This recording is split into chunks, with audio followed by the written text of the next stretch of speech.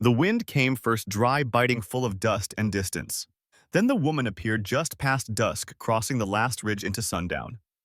Behind her, nothing but red sky and silence. In front, a town carved from stone and cruelty. The chapel bell had cracked that morning, and someone had found a dog hanging from the water tower. The kind of omen folks in the West took serious. She didn't carry a bag, just a rusted wedding ring and a shawl thin as a ghost's breath. Her name was Ruth. No one asked it. She walked down the main road like she didn't feel the stares, the whispers, the way the ground itself seemed to recoil. A boy kicked slop water at her. A grocer slapped her for counting the change. No one helped. Even the preacher looked away. One night behind the blacksmith's shed, she lit a fire from dead leaves and held her palms over the flame until her skin burned. "You'll need thicker hands," she whispered to herself. And then came the auction. A man knocked her into the dirt for nothing but being nearby. She didn't cry, just blinked, slow blood on her chin. "You done?" a voice asked. Deep, calm, unfamiliar. She looked up. A man in a black hat stood between her and the pain. He didn't shout, didn't ask permission, just offered a hand. "This ain't pity, it's a choice," he said. "You say yes, and no one touches you again." She stared, then nodded. That was how it began. Ruth didn't speak for days after the auction. She moved into the small room behind the blacksmith's shop, a lean-to barely held up by nails and wind. Nights dropped below freezing. Her hands cracked from scrubbing blood-stained rags and peeling rotten potatoes for coins. During the day, men spat at her boots or made offers through yellow teeth and smoke. No one looked her in the eye. But something had shifted. The rancher Celas Rurk, they called him the Black Ram, kept showing up. First, at the general store where he told the clerk, calm as thunder, "If you short her again, I'll buy the whole place and burn it down."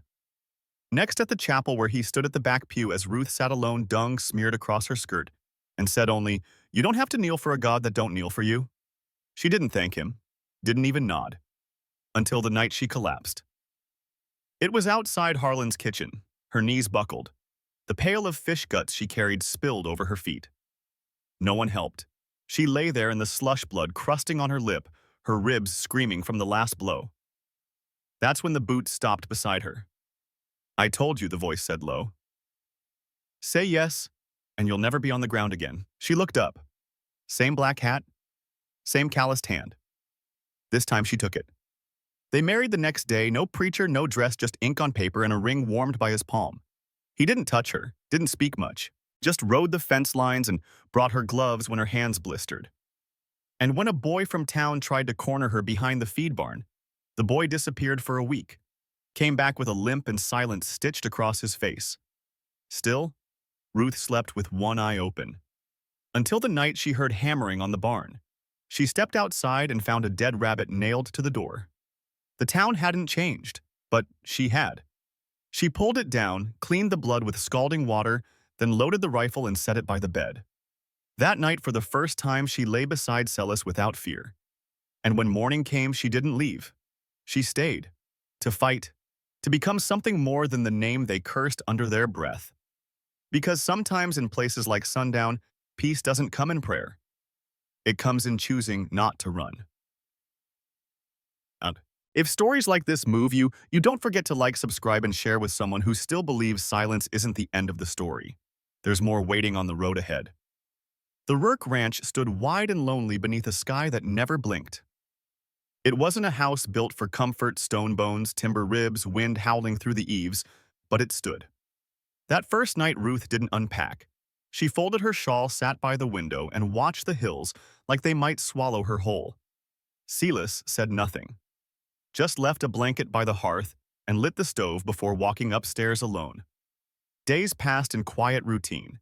He didn't ask her to cook, didn't ask for her bed, her story, or her thanks. Each morning he saddled up before dawn and rode the ridge. She scalded floors, scrubbed the windows, kept her hands busy until they bled. It was the only way she knew how to breathe. Then came the gloves.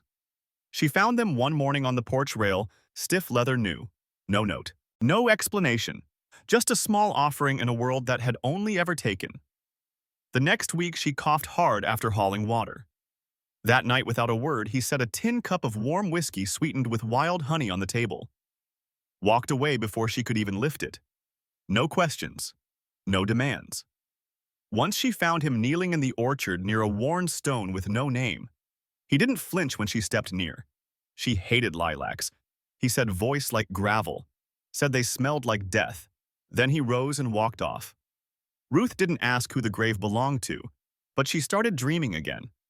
Of girls with ink-stained hands, of quiet kitchens and clean beds. She began joining him on rides. At first he told her the land was too rough, the ride too long. She said nothing, just mounted the mule without waiting. He didn't argue after that. They rode in silence.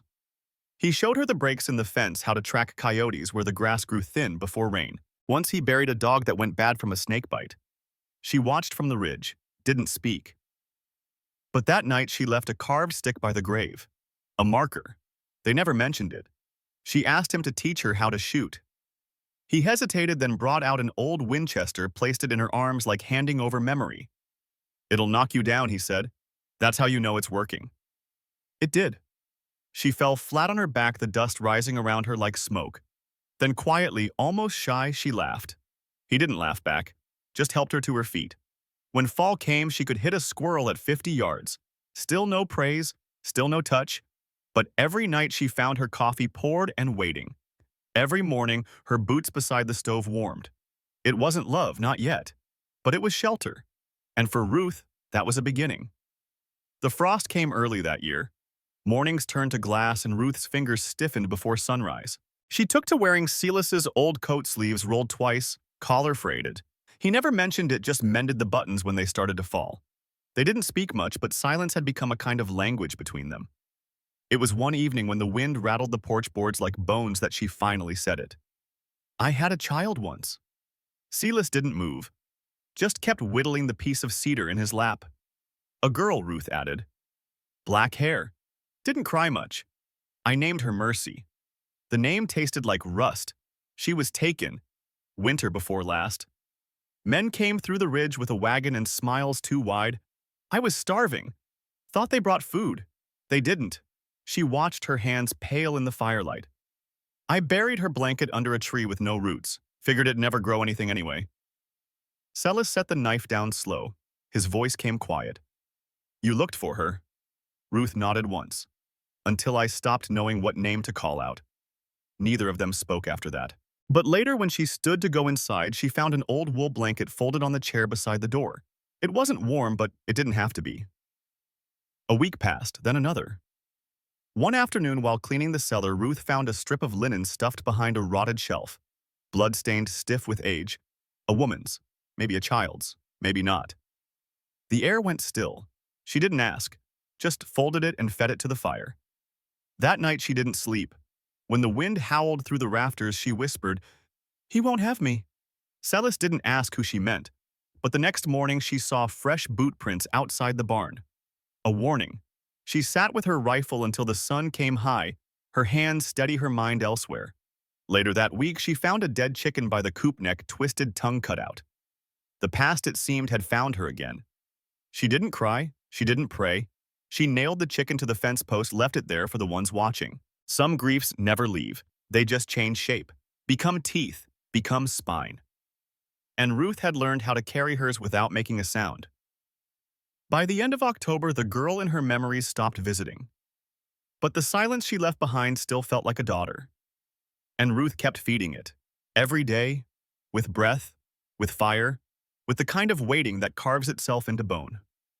By November, the sky sat low and heavy, like it was waiting for something to break. Ruth kept the rifle closer now. Not from fear, but from memory. She'd wake at the smallest sound, a hoof too close, a latch unhooked by wind. Celas didn't ask questions. But he started sleeping with his boots on, too.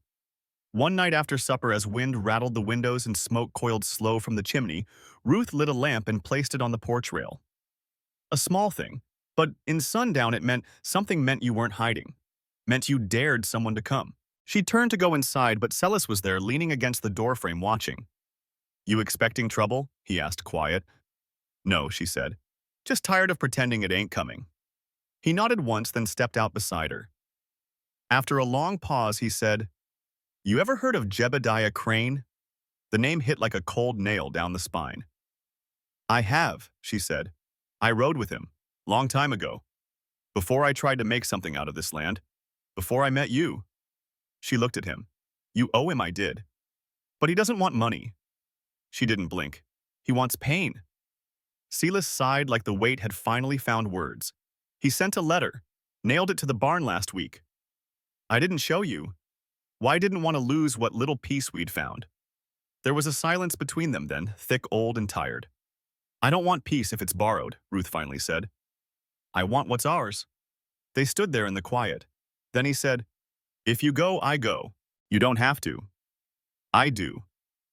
They didn't speak of plans that night, but the next morning they began. They rode the fence lines together not to check cattle, but to map escape routes. Fallback points, rifle sights. They cleaned every gun, sharpened every blade. Dug out oil tins, filled jars with salt, dried meat, wrapped bandages in burlap. Celas taught Ruth how to use the spyglass he kept in the barn from his cavalry days. She taught him how to move silent over brittle grass. It wasn't love, it was something older. Something forged, not felt. That night, while stitching a saddlebag, Ruth said, If I die first, bury me near the orchard, beside the stone with no name. Celas didn't answer, just threaded the needle jaw set. I ain't planning to die, she added. Good, he said. Neither am I. Later, they sat side by side on the porch. The rifle across her knees, the firelight dancing across their boots. She reached for his hand, not soft, not sweet, just a grip steady and hard. Whatever comes, she whispered, we end it together. He didn't promise. He didn't need to. The next dawn, they rode out. No words, no flags, no prayers, just two shadows stretched long across the land. And in the dust behind them, the ranch stood waiting. If this story stirred something in you, don't write off just yet. Like, subscribe and share with someone who believes two broken people can still build something whole. There's more to tell on the trail ahead. The canyon lay ahead like a wound carved deep into the earth. Red rock jagged against a slate-gray sky. No name marked it on maps.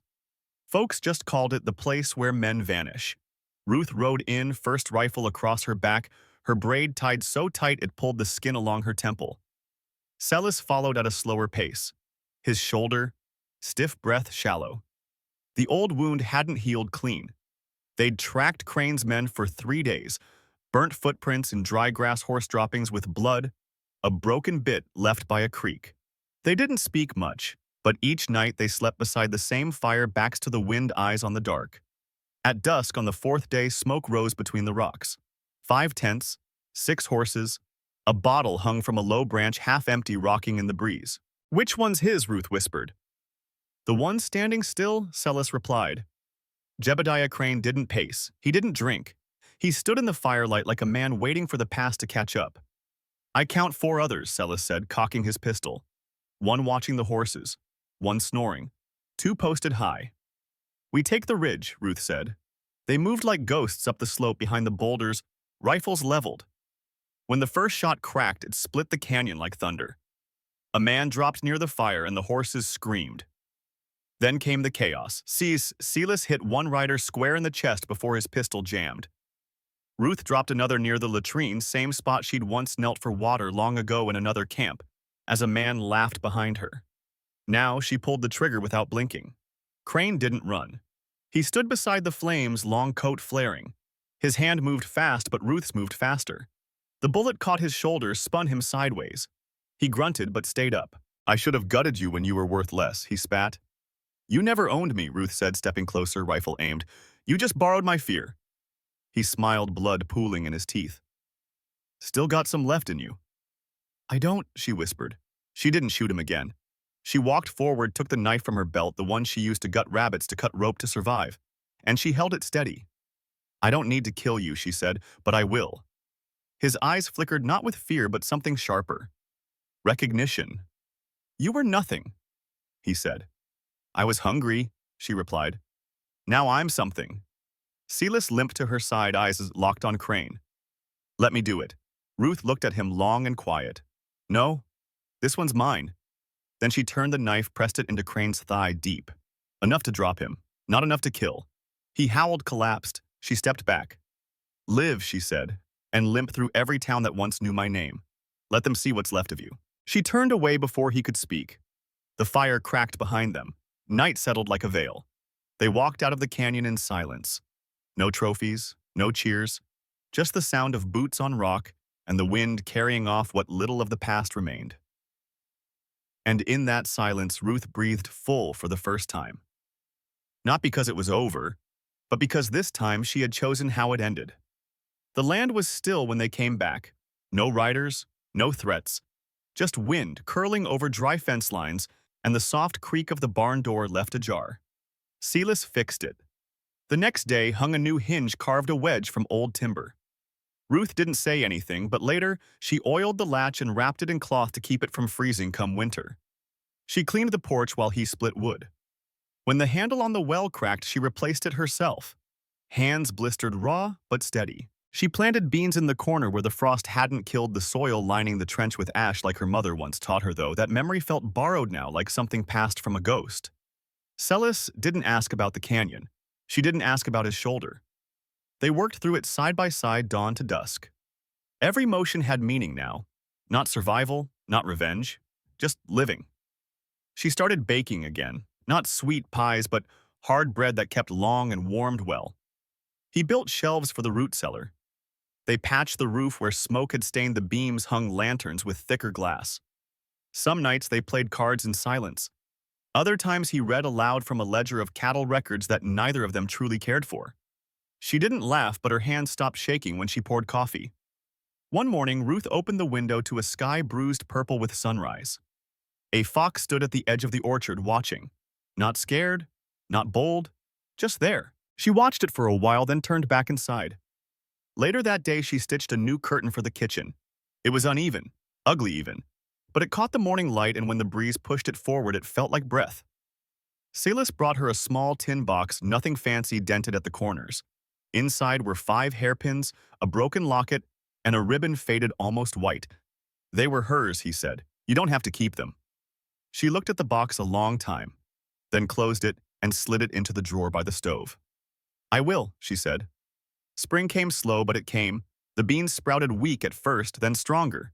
The mule gave birth to a colt with crooked knees and eyes too wide. Ruth named it Dusty. Some days she still kept the rifle near, but more often than not she reached for the broom instead. And when she sat on the porch at dusk, boots dusty, apron streaked with flour, she didn't watch the road for enemies anymore. She just watched. Because whatever came next, it would find her standing, not hiding. And this time no one would take it from her. The years didn't pass easy. They came like dust storms, sudden, heavy, without warning. But Ruth didn't flinch anymore. She faced them like she faced everything else now, steady shoulders, squared eyes open. Celas, aged slower than his bones, said he should have. His limp deepened, his grip softened, but his presence never faded. He still fixed fence posts, still salted meat for winter, still handed her coffee without a word every morning. They didn't talk about what they'd survived. Some stories didn't need retelling. They lived in the way he touched the wall beside the orchard when he passed it. In the way she paused at the door each night and listened just once before turning in. A girl came once years later. Barefoot, bruised eyes full of smoke and silence. She didn't speak her name, but Ruth didn't ask. She laid out a bedroll, handed the girl a slice of bread, and showed her how to hold a knife without shaking. The girl stayed, helped patch the chicken coop, learned to ride, learned to shoot, learned to sleep through thunder. She never said where she came from, but Ruth saw it in the way she sat with her back to the wall and ate too fast. Saw herself in that, and let her stay. Celas passed in the fall, no illness, no fight left. Just lay down one afternoon with the sun across his face and didn't get up. Ruth buried him beneath the orchard beside the stone with no name and the one she'd carved herself. She didn't weep. She planted lilacs nearby, though he'd always said they smelled like death. Sometimes she'd catch the breeze and smile anyway, because it wasn't death anymore. It was memory. And memory, when it's held right, can grow into something more. Ruth never remarried. She didn't need to. She had land a girl who called her Ma by the second spring, and silence that didn't bite anymore. At night, she sat on the porch with her boots off, rifle leaning easy against the wall. And if someone ever came down that road again, they'd find not a victim, but a woman who had already buried her past and built something true in its place.